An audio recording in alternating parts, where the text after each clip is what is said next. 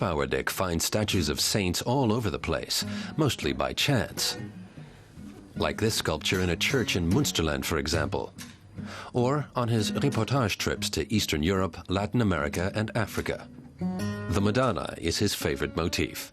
This one is 300 years old and spent years banished in an attic. But in many other places, Madonna statues are thought to have supernatural powers. In almost all Catholic cultures, there are Madonnas that perform miracles. People undertake pilgrimages to see them and hope they'll recover from illness or pray for their relatives or children. And I wondered what actually happens to a place when a miracle-performing Madonna like that disappears.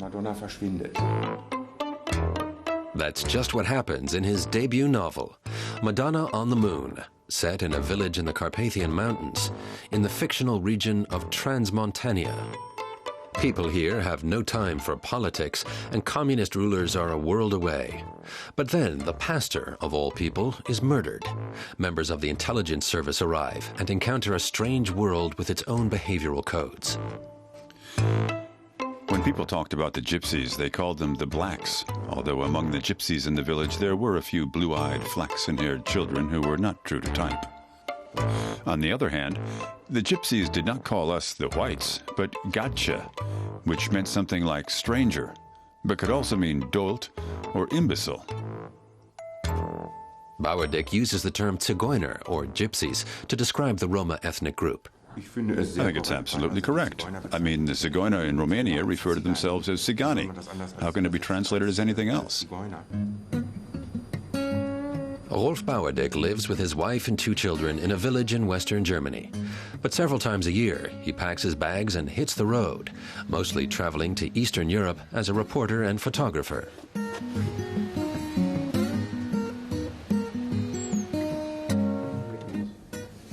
There are innumerable photographs in his office, many of them pictures of Romanian Roma people. Unlike those depicted in his novel, the people shown here are on the periphery of society, without any future prospects. The situation has gotten much worse. You have to realize that it's not just the case in Romania, but in Hungary as well. The Roma, or the gypsies, all worked during the communist era, either building roads or in agriculture. They didn't earn much, but they had work, and the Roma were the first to lose their jobs as the free market economy took hold. Bauerdick's photos are more than just images of misery. They also display the vitality, warm-heartedness, and dignity of these people. After all these years, he feels a deep kinship with them.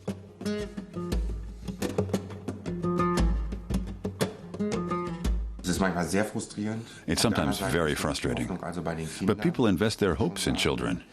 And if they get the chance to go to school, and they're in the process of renovating their own school, they're so keen to learn, and they're as receptive as sponges. It's as though they soak up everything that their culture has kept from them for such a long time. And I think that's the way forward.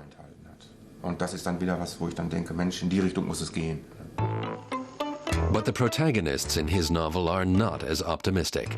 They revere the Madonna with such passion that when it is stolen shortly after the pastor's murder, their world falls apart.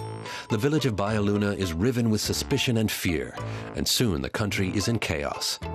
Bauerdick links his bizarre ideas to real events in Romania.